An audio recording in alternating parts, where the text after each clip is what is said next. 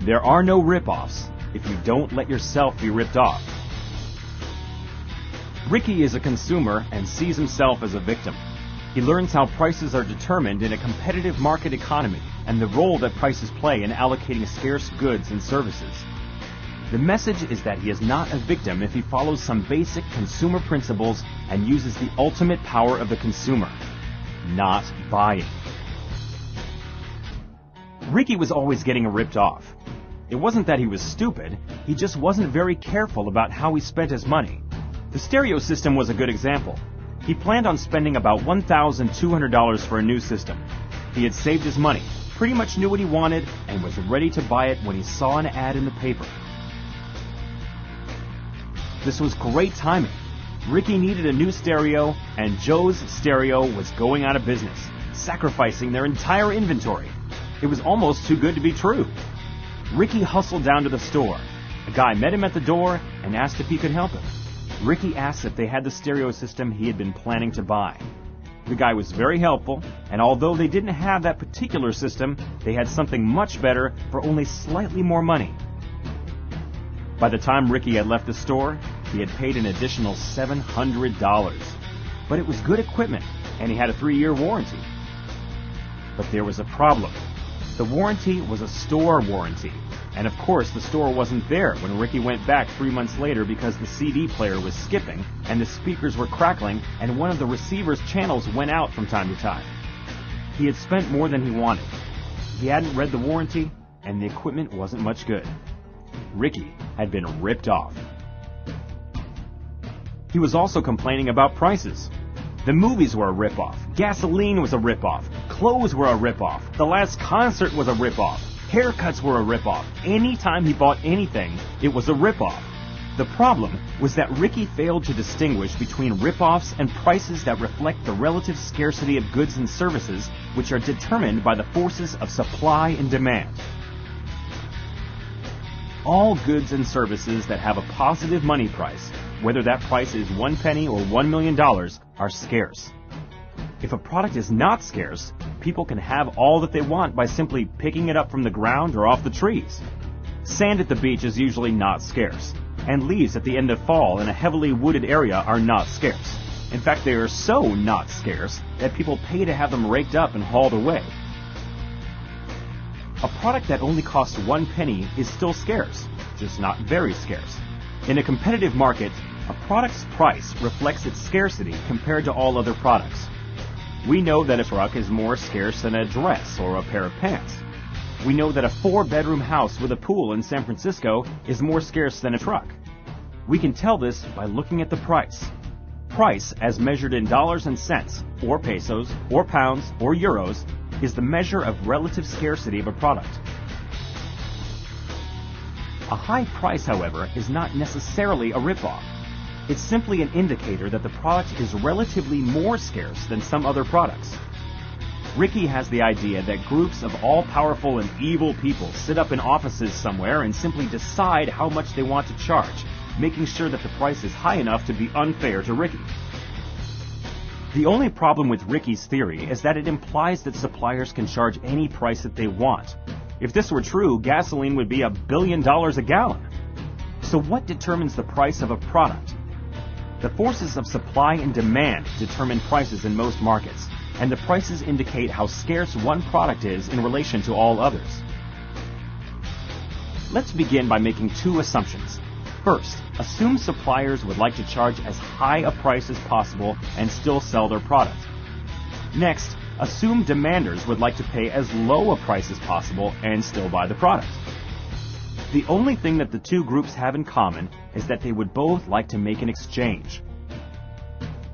From the supplier's perspective, there are many things that determine how much of the product they are willing and able to supply at different prices. Those things include weather, government actions, technological changes, and the prices of the resources needed to make the product. From the demander's side of the market, there are many things that determine the quantity that they are willing and able to buy at different prices. These include the prices of related products, the demander's income, population size and makeup, demander's preferences, and expectation of future price and availability of this and other products. Suppliers compete against each other to attract demanders.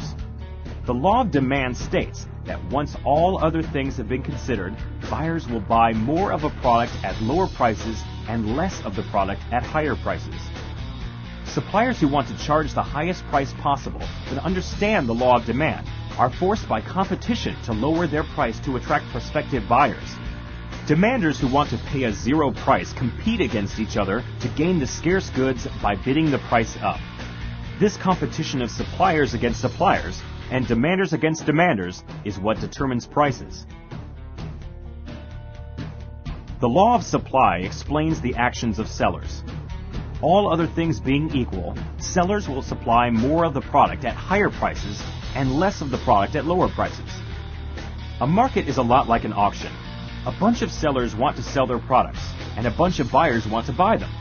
The only question is, what price will clear the market? In other words, what price will work so that all of those who are willing and able to buy at that price can buy, and all of those who are willing and able to sell at that price can sell?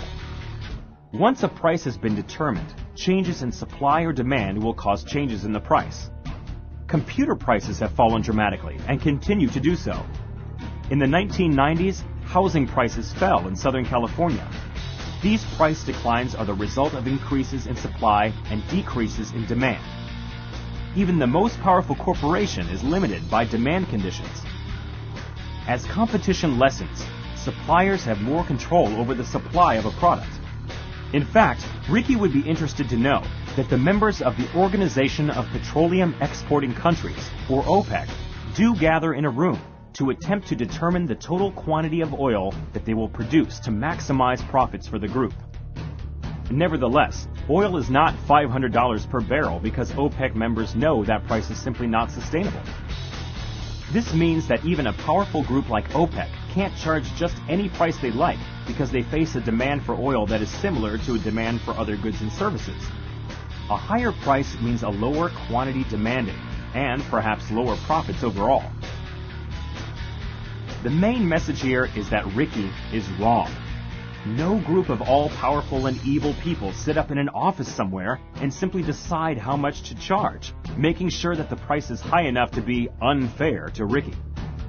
In a competitive market, the forces of supply and demand determine prices. Whether the suppliers are evil or good is irrelevant.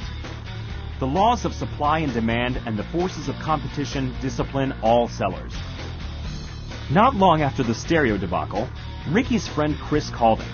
Chris was fixing up his import and wanted a new exhaust system. He found a local speed shop that was going out of business and wanted Ricky to go with him. "Why bother, dude? You're just going to get ripped off. It happens to me all the time," Ricky complained. "What do you mean?" asked Chris. "When did you get ripped off?" As Ricky told him his stereo story, Chris understood immediately what had gone wrong. Ricky failed to realize he could avoid both types of rip-offs. The first by careful shopping, and the second by simply not buying. In the first case, the stereo, Ricky was not careful in his shopping. He made two mistakes. Number one, he let himself be talked into spending more than he had intended. And number two, he had failed to understand the terms of the warranty. "Ricky, I'm not going to let myself get ripped off because I always follow two rules when I buy things," Chris said. There are two rules you can keep in mind that will help you avoid being ripped off. Number one, read everything in a written warranty. Promises made by a salesperson mean nothing if they are not written.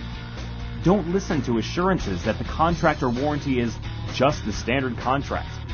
Don't be afraid to ask questions. It's your money that you're spending, and you have a right to know what you're getting into and what your assurances are. Chris's second rule is even simpler. If the price is too high, he doesn't buy. Very few things are absolute essentials, and substitutes for most products abound. If the price of a product is too high, look for a substitute. In a market economy, prices are indicators of relative scarcity. As long as scarcity exists, scarce goods must be allocated. Prices allow demanders to decide whether they wish to spend their income on the goods or not. Clearly, the more income that people have, the easier it is to find acceptable alternatives. The problem is more difficult for those living in poverty.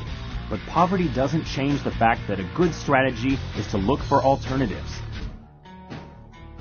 Chris applied both his rules to the speed shop and decided not to buy the more expensive exhaust system they tried to sell him. Ricky was impressed. So impressed, he promised himself he'd never let himself get ripped off again.